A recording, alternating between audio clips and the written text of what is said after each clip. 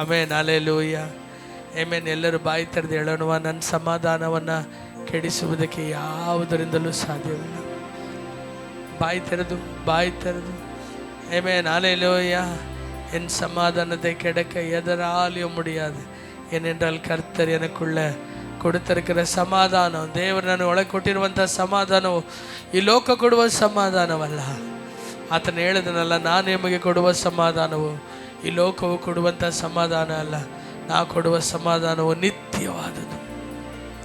Amen, hallelujah. ಯೇಸು ಕ್ರಿಸ್ತನು ಸಮಾಧಾನದ ಪ್ರಭು. ಎಷ್ಟು ಜನ ಆಮೆನ್ ಎಂಬುದಾಗಿ ಹೇಳ್ತೀರ? ಆತನು ಮಲಗಿರಬೇಕಾದರೆ ದೋಣಿಯಲ್ಲಿ ಅಲೆಗಳು, ಬಿರುಗಾಳಿಗಳು ಎಲ್ಲವೂ ಆ ಒಂದು ದೋಣಿ ಮುಳುಗೇ ಹೋಗ್ತದೆ ಎನ್ನುವಂಥ ಪರಿಸ್ಥಿತಿಗೆ ತಳ್ಳಲ್ಪಟ್ಟರು.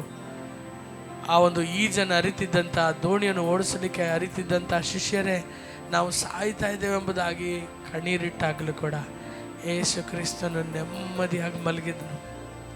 ಕಾರಣ ಏನು ಗೊತ್ತಾ? ದೇವರ ಕುಮಾರನು.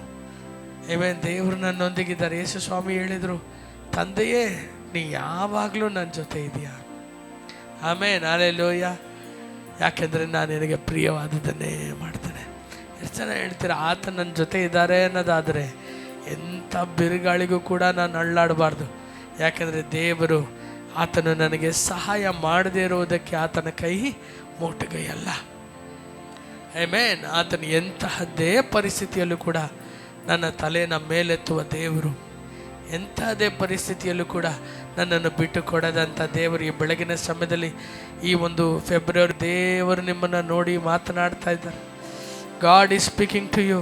God is saying I am your piece.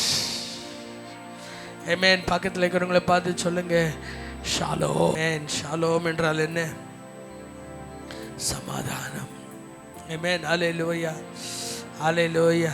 ಎತ್ತನೆ ಬೇರೆ ನಂಬರಿಗೆ ಎಷ್ಟು ಜನ ನಂಬ್ತೀರ? ಈ ತಿಂಗಳು ನನ್ನ ಜೀವಿತದಲ್ಲಿ ಒಂದು ದೊಡ್ಡ ಸಮಾಧಾನ. ನನ್ನ ಮಗ್ಗಲಲ್ಲಿ 1000 ಜನ, ನನ್ನ ಬಲಗಡೆಯಲ್ಲಿ 10,000 ಜನ ಸೆತ್ತು ಬಿದ್ದರು. ನನ್ನೊಳಗೊಂದು ದೊಡ್ಡ ಸಮಾಧಾನ, ದೊಡ್ಡ ಸಮಾಧಾನ. ಎಷ್ಟು ಜನ ಆಮೇನ್ ಎಂಬುದಾಗಿ ಹೇಳ್ತೀರಾ? Hallelujah, hallelujah, amen. ಒಂದನ್ನು ನಿಮಗೆ ಹೇಳ, ದೇವರ ಕರಗಳಲ್ಲಿ ನೀವು ಇದ್ರಿ ಅಂದರೆ ನೀವು ಯೋಚನೆ ಮಾಡ್ತಿರೋ, ಯೋಚನೆ ಮಾಡಲ್ವೋ, ಚಿಂತಿಸ್ತಿರೋ ಇಲ್ವೋ, ಆದರೆ ದೇವರು ನಿಮ್ಮನ್ನು ಕೈ ಬಿಡಲ್ಲ. Amen, hallelujah. ದೇವರು ನಿಮ್ಮನ್ನು ಅವಮಾನ ಪಡಕ್ಕೆ ಬಿಡೋದಿಲ್ಲ. ಎಷ್ಟು ಜನ ವಿಶ್ವಾಸಿಸ್ತೀರಾ? Hallelujah. No matter, amen, you can leave a peaceful life. Amen. ಸಮಾಧಾನವಾಗಿ ಆತನ ಮೇಲೆ ನಂಬಿಕೆ ಇಟ್ಟು ಬದುಕ್ಬೋದು. ಇಲ್ಲ, ಜೀವನ ಪೂರ್ತಿ ಚಿಂತೆ ಮಾಡಬಾರ್ದು. ಏನು ಮಾಡಿದ್ರೂ ಕೂಡ ನಿಮ್ಮ ಜೀವಿತದಲ್ಲಿ ಆತನು ನೆನೆಸಿರುವಂಥ ಕಾರ್ಯವನ್ನು ಯಾರು ಕೂಡ ತಡೆ ಮಾಡಲಿಕ್ಕೆ ಸಾಧ್ಯ ಇಲ್ಲ. ಆಮೆನ್. ಎಷ್ಟು ಜನ ಆಮೇನ್ ಎಂಬುದಾಗಿ ಹೇಳ್ತೀರಾ? ನಿಮ್ಮ ಕುರಿತಾಗಿ ನಿಮಗಿರುವಂಥ ಚಿಂತೆಗಿಂತಲೇ ಹೆಚ್ಚಾಗಿ ದೇವರು ನಿಮ್ಮ ಕುರಿತಾಗಿ ಚಿಂತಿಸ್ತಾರೆ. Amen, hallelujah. ಎಷ್ಟೋ ಬಾರಿ ಆಮೆನ್ ಸೇವೆಗಳಲ್ಲಿಯೂ ಅನೇಕ ನಿರಾಶೆಗಳು, ಅನೇಕ ಹೋರಾಟಗಳು. ಆಮೆನ್. ಯಾರು ನಮ್ಮ ಮನೆಯಿಂದ ಬಂದಂಥ ಒಬ್ಬನು ಹೇಳ್ತಾನಲ್ಲ, ತೊಂದರೆ ತಗೋಬೇಡಿ, ಯೇಸುಗೂ ತೊಂದರೆ ಕೊಡೋದು ಬೇಡ. ಆಮೆನ್. ಏನೂ ಮಾಡೋಕ್ಕಾಗಲ್ಲ, ಎಲ್ಲ ಪರಿಸ್ಥಿತಿ ಕೈ ಮೀರಿ ಹೋಯ್ತು. ಎಷ್ಟು ಪ್ರಯಾಸಪಟ್ಟು ಏನೂ ಆಗಲಿಲ್ಲ ಎಂಬುದಾಗಿ ಯೋಚನೆ ಮಾಡೋದು ಬದಲು, ನಾನು ತೋಡದೇ ಇರುವಂಥ ಒಂದು ಕೊಳವನ್ನು, ನಾನು ಹಗೆಯದೇ ಇರುವಂಥ ಬಾವಿಯನ್ನು, ನಾನು ಕಟ್ಟದೇ ಇರೋಂಥ ಒಂದು ಮನೆಯನ್ನು ದೇವರು ನನಗೆ ಕೊಡೋದಕ್ಕೆ ಸಾಧ್ಯ.